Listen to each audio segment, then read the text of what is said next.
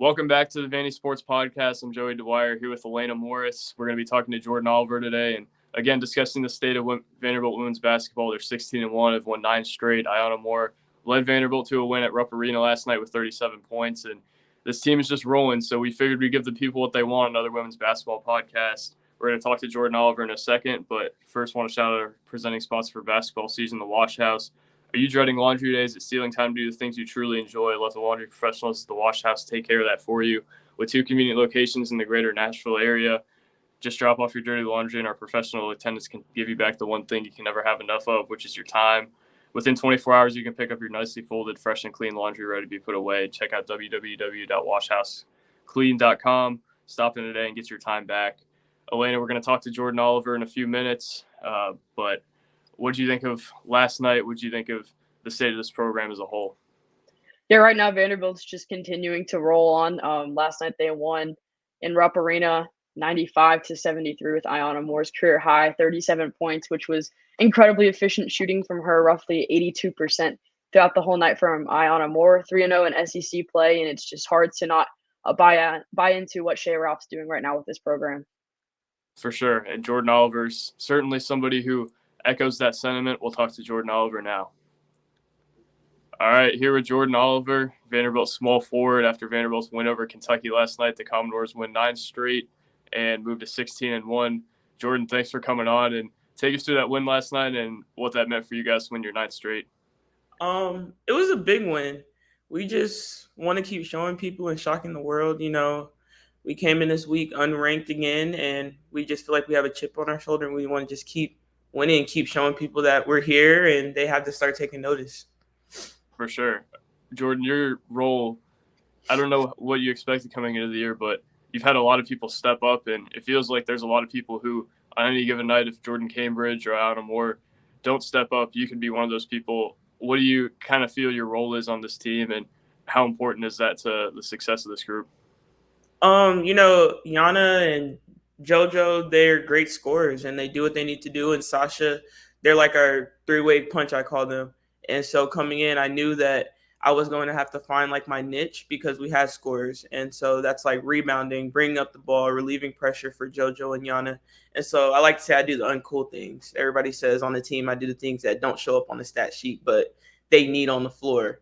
So that's just what I like to do, setting them screens, making sure they get open. So if Yana scores 37 and I score 4, that's a great night.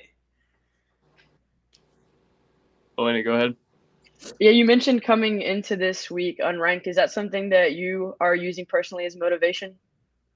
Yeah, I feel like a lot of motivation started early in the season, just, them ranking us last in the SEC, and it kind of just we took it personal. We said we took it personal. We want to stand on business, but we look at it, but we don't look at it too far. Coach is always like, just keep putting your head down, keep working. It's going to come. It's going to come. All the success is going to come. People are starting to notice. So we took it personal, but it's still at the end of the day, as long as you get a win, it's who cares if you have a number in front of your name. Yeah, for sure. And, this is your first year playing at Vanderbilt. I know you came here from Duke, and when deciding to leave Duke and enter that transfer portal, what about Vanderbilt stood out and what made you come be a Commodore? Coach Ralph, for sure. After the first phone call, I fell in love. I was like, this is where I want to go. This is home. We FaceTimed for like an hour. I added all my parents into the group, like the group call. And it was just like, it felt like family. And then after that, it was just like the team being around the team. Then the city of Nashville was amazing. And so it was just like everything that I wanted to grow off the court and on the court. Yeah, you mentioned Coach Ralph being a big factor. How do you think that she's helped you grow as a player in person since coming here?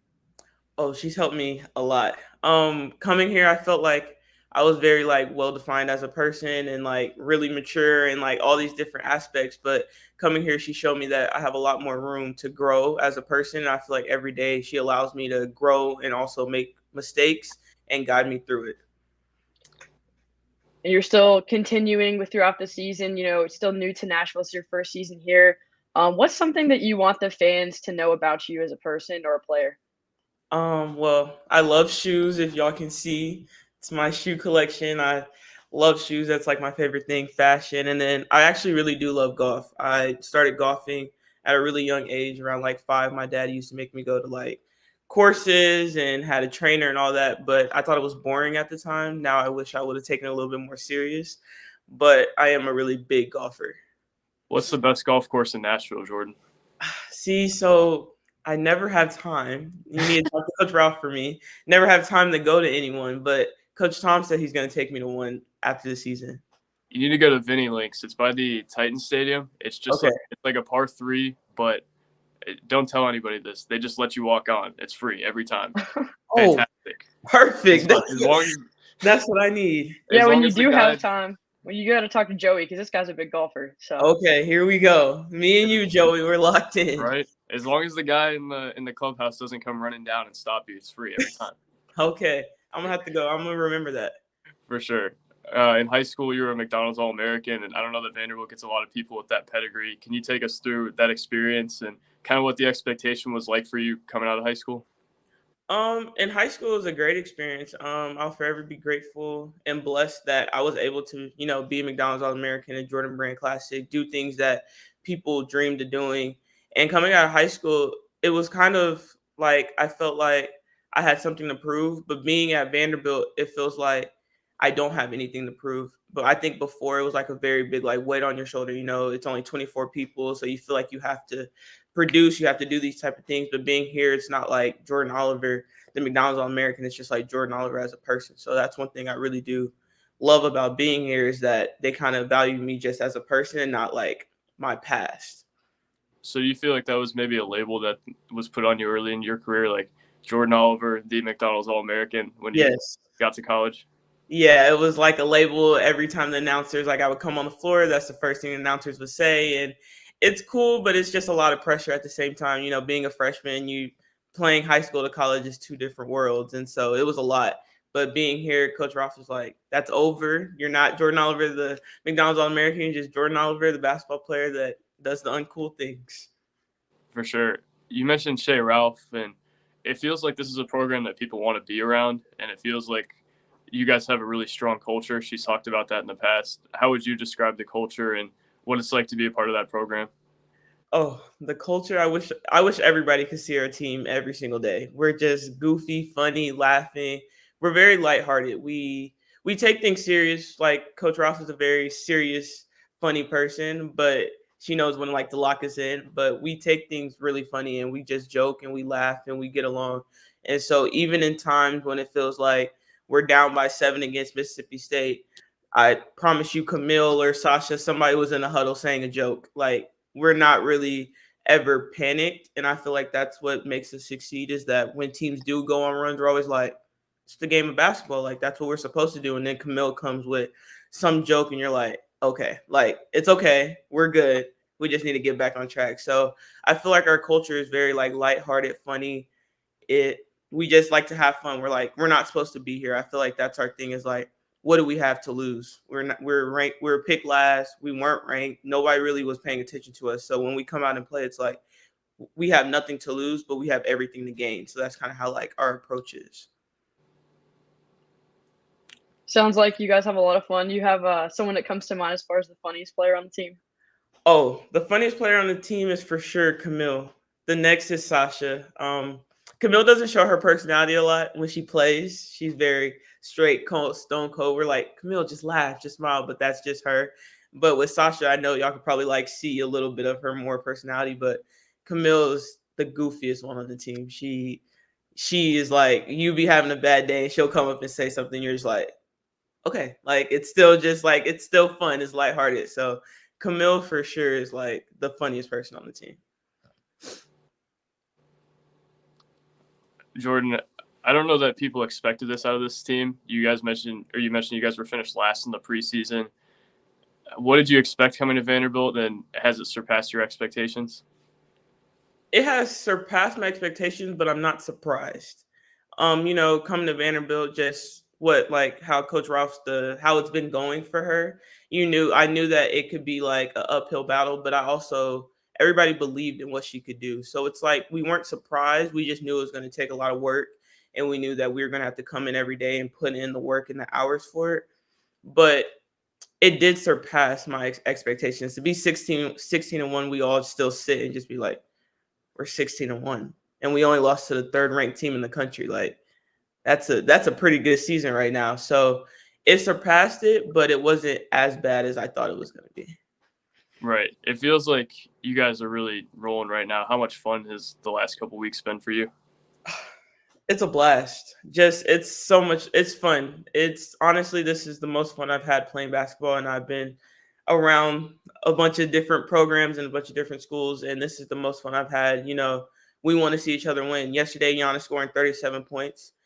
During the game, I don't feel that she's scoring 37 points. So then after we get to locker room, we see she has 37 points. It's like we're cheering, we're excited, we get home, we go to eat together. It's like we just have fun, and it's like it's an amazing feeling. Like every day going to practice, it's not like, oh, we have practice today. It's like I get to see all my best friends basically.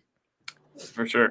You talked about your experience playing basketball, and it's an exciting time right now. And you've played in a couple different conferences, the Big 12, the ACC, now the SEC. What makes SEC basketball different for you?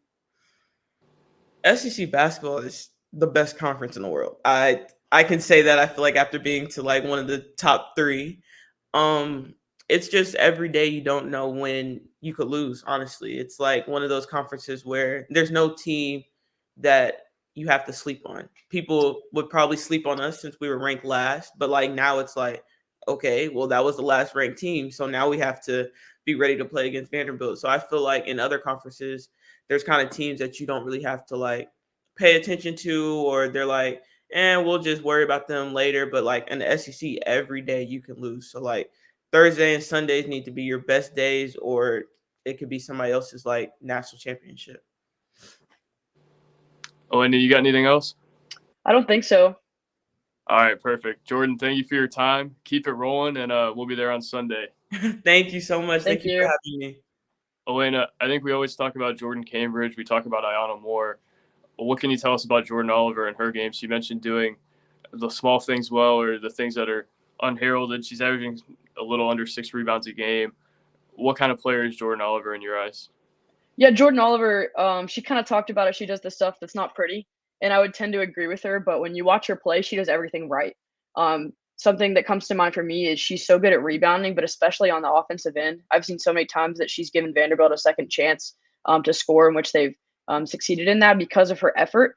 And she also is somebody who can set her team up for success as far as defense. She helps Jordyn Cambridge out a lot with that press as well. And she's just an aggressive, physical player, and she does all the small things right. And that's exactly someone you need on your team to kind of hold it all together. Alaina, that's Vanderbilt's 9th straight win. I don't know that we thought we'd be saying that coming into the year, but this team just keeps it rolling, and we'll be there Sunday. What did you see from this team last night? Ayana Moore obviously at 37. Camille Pierre really stepped up. What did you see from them last night, and what did Shea have to say after the game on the Zoom call you were on? Ayana Moore was absolutely electric.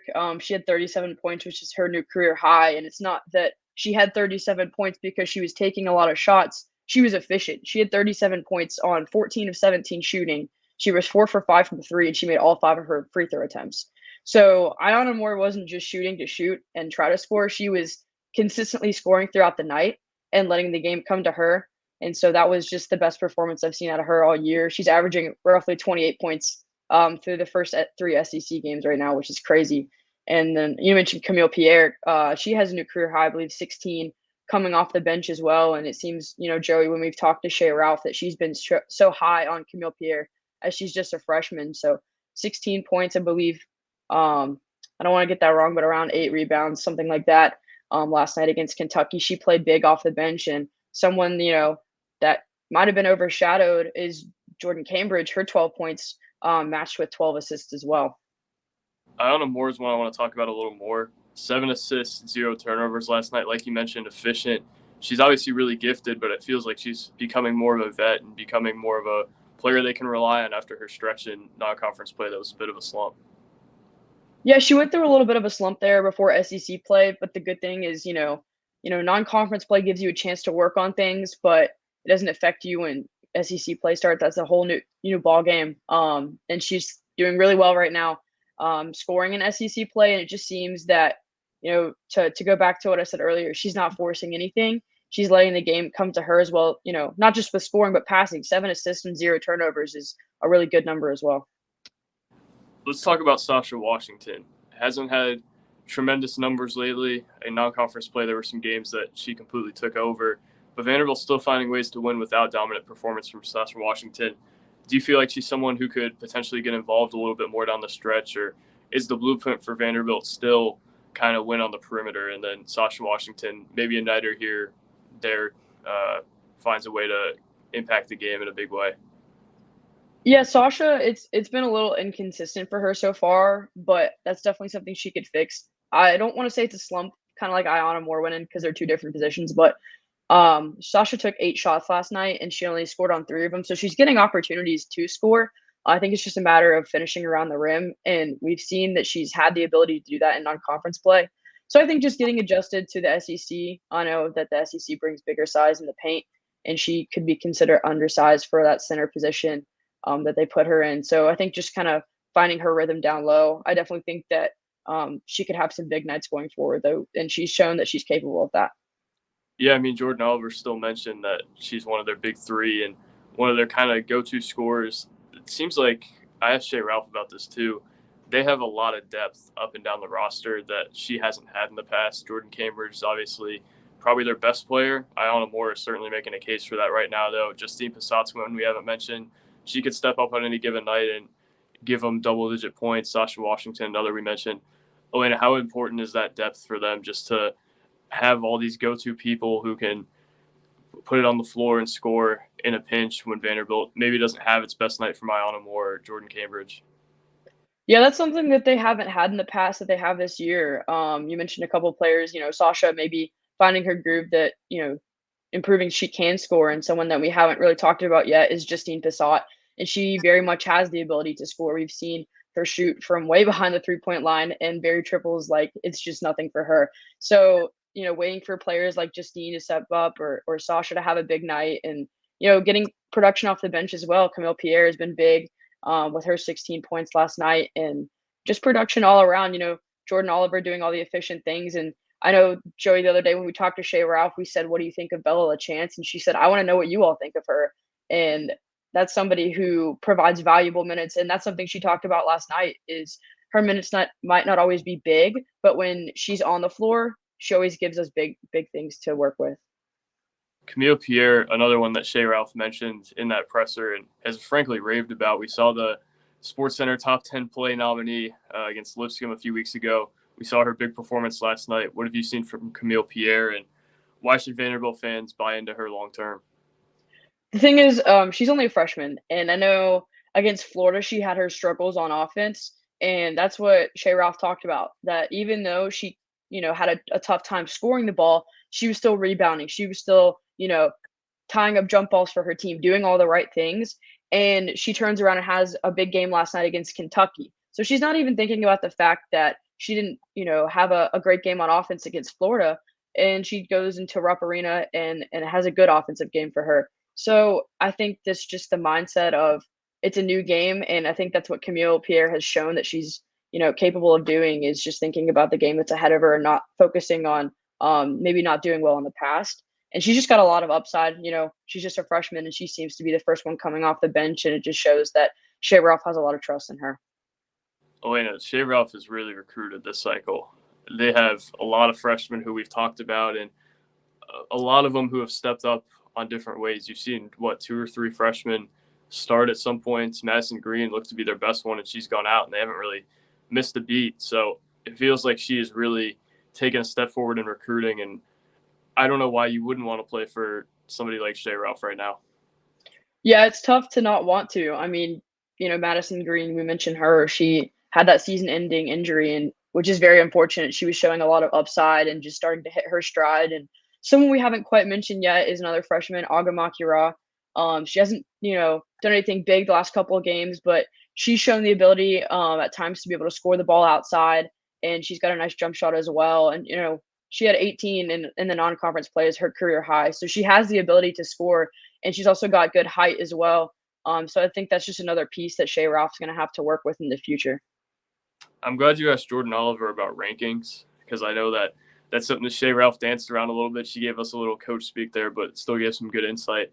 Seems like this is something that's really motivated this team internally, though. they seem to be deserving as anybody to be in that top 25. And I'm a little surprised they weren't. I know we cover Vanderbilt and we're looking at that resume a little more optimistically than others, but it feels like they certainly have a case to be in the top 25. And I guess they were in the top 25 in the coaches poll, but I think 2 wins this week probably gets them in the top 25. Would that be an accurate assessment? It'd be really tough to not put them in the top 25 if they beat Missouri on Sunday. I know we mentioned the rankings. They were just sitting outside the AP top 25 at 26. I think they received around 38 points or something like that, just outside of UNLV, who cracked the top 25. So they were really close. They finished at 26.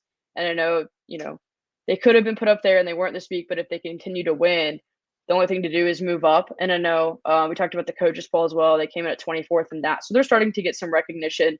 But if they win on Sunday, it'd be really tough to not put them in the top 25.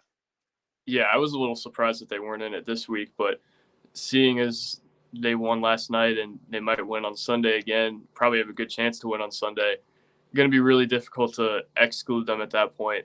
They're a team that just, like we said, has it rolling. They've won as many SEC games already in 3 games as they did last season in SEC play. Alaina, what kind of step has this program taken? I know you weren't around last year, but they have really seemed to flip this thing on its head, and it seems like everything is going for this team right now. Yeah, that's actually something. The first thing actually I asked Shea last night after the win, what that meant to her, matching their SEC win total from last season already. And she said, to be completely honest with you, I didn't even realize that we had done that until somebody told me after the game. So I think that she's not really focusing on the past. I think she's just focusing on what she has at hand. And considering the fact that they only won 12 games the entire season last season, and they're already at 16-1, I think she's just really happy with their progress. She's not focusing on any of her seasons that have already occurred. She's just focusing on what's to come for her team. Yeah, I think to properly articulate how this program has taken a step and how special this season has been, you have to look at past seasons. I'm sure Shea Ralph has thought about it a little bit, but it's good. I guess that's good coach speak to not talk about the past as much. But Alaina, it's really significant to see just what she's done with this program in year 3. You look at men's basketball with Jerry Stackhouse, and year 5, they're well behind where Shea Ralph and her team is. This feels like a special program right now, and it feels like they really have something here. Would you agree with that? And how close to the NCAA tournament? I mean, they have 16 wins. Hard for me to see them not get to 20 and get in. Yeah, I mean, last time I looked at it, I think that they were projected to be an 8 seed right now. So right now they're definitely in the NCAA tournament. Of course, the season still has a lot of time to go. But if they're just playing the way that they're playing, that it's hard to not, see them making the NCAA tournament. Last night on the road, once again, I'll bring that one up because it was a big win. They shot 58% from the field the entire night, and that is highly efficient shooting from a team. And so if they can continue to do things like that on the road and then win against Florida when they're shooting only 35% with 25 turnovers, but they're finding a way to win. And that's what matters. But if you can find a way to win, whether it's a good night or bad, like those 2 games that they both won, then that shows that they have the ability to compete on any given night and continue to win from here on out. So I think it'd be really hard to not see them making the NCAA tournament as of right now. That's an unbelievable statement as compared to where we were last year talking about this team. Also, I wanted to note, I think they've gotten a lot better. And that's not just them being in the flow of a season. I think that's something that Shea Ralph is really – I mean, she's worked on a lot of things with this team, and they're all coming to fruition. They guarded the three-point line well tonight. Last night they forced 14 turnovers. The turnover battle for Vanderbilt was a lot better last night. They only turned it over 13 times as opposed to 25, which 13 is still not a number that I love. But finding a way to improve there. And when your assisted turnover ratio is 29-13, I think you can live with 13 turnovers. Vanderbilt really seems to be taking steps in the right direction, and I think this is a team that could really make some noise come March. Alaina, thank you for coming on. I think that's all I got. Jordyn Oliver was really good, I think. So hopefully you guys enjoyed that. Thank you guys for watching. And I guess Billy and I will be back tomorrow talking about Ole Miss, or just me maybe. I don't know what Billy's plans are, but Lane and I will be at Memorial on Sunday for Vanderbilt Mizzou, potentially Billy as well. But thank you guys for watching. God bless, and we'll talk to you soon. Peace.